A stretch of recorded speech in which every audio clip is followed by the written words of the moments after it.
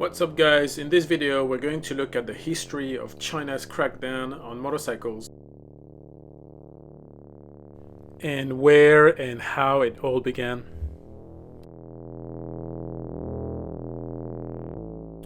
And then we'll look at some of the drastic rules that are currently in place in China.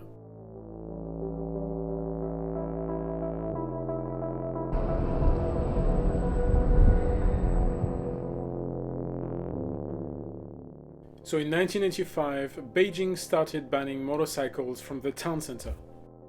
So motorcycles were not allowed to enter the 4th Ring Road, represented here by this red line.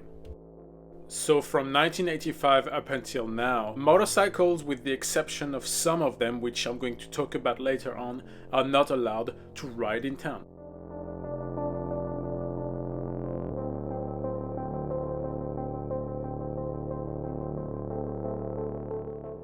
And it's entirely up to the local government to decide where motorcycles can and cannot go, rather than based on evidence of problems with motorcycles in a specific area. So let's take the city where I live, Nanjing, for example. The same restrictions apply.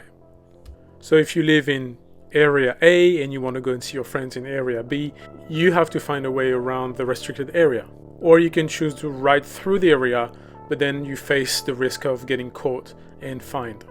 But Chinese cities are huge, and trying to circumvent the town center often means adding maybe 1 or 2 hours to your journey, just to go to work or visit your friends or run errands.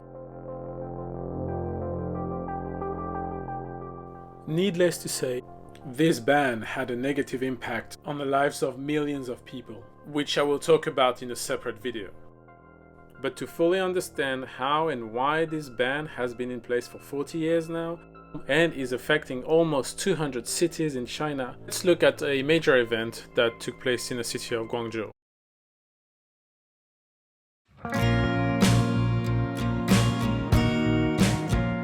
You see, in 2006, a 23-year-old woman named Deng Yizhi was walking home from work early in the morning when a motorcycle approached her and grabbed her bag.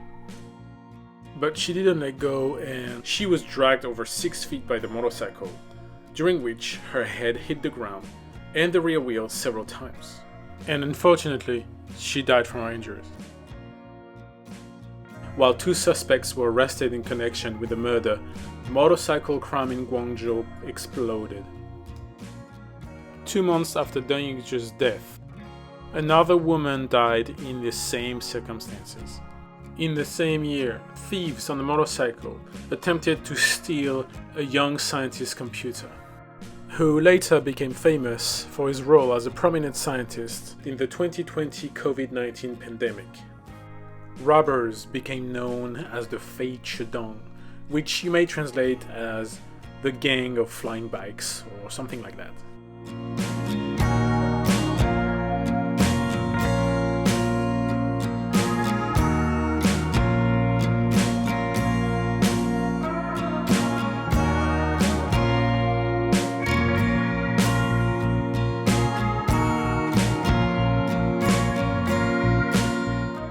A movie was made depicting these events.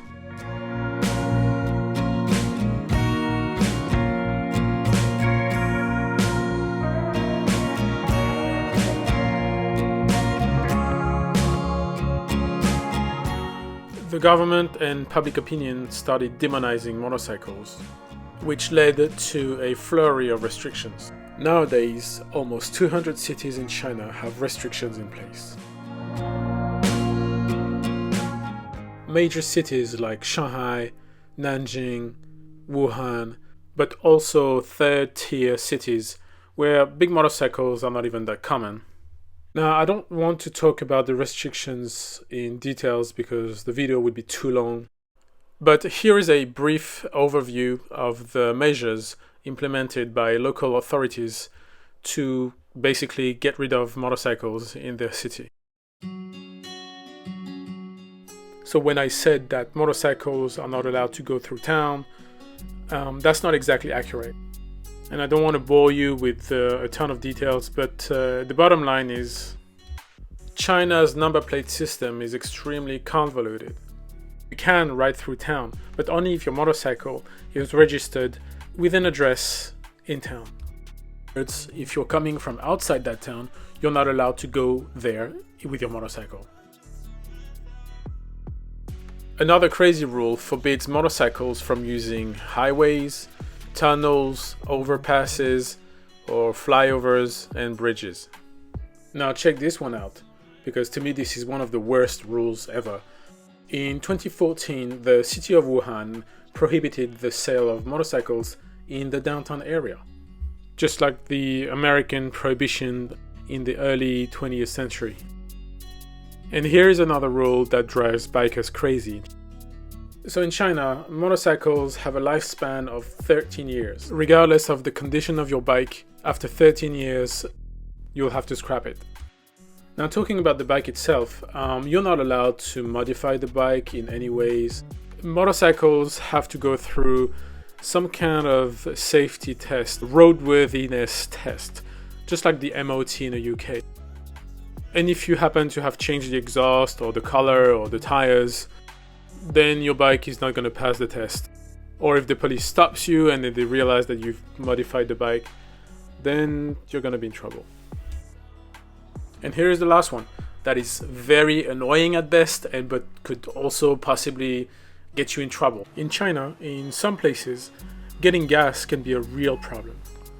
You can read stories online about gas stations that didn't want to give gas to riders unless they showed their license, ID, and the bike's paperwork on the spot. So this is me in this picture, and I'm refueling my bike. Not at the pump directly, but with a teapot. A friend of mine and I rode to Wuhan once, and we stopped at the gas station to refill, and then they said no, because we were coming from a different city. So these are not all the restrictions, all the rules. It's changing all the time, and most of the time it's getting worse. It's becoming more and more difficult to ride. There are glimpses of hope though, as I will show you in a different video. This is the first video that I've made about motorcycle restrictions in China. In the next video, I will talk about the arguments put forward by the authorities, the government, to justify these rules. But that's all for me for now. I hope you enjoyed the video. Thanks for watching and ride safe.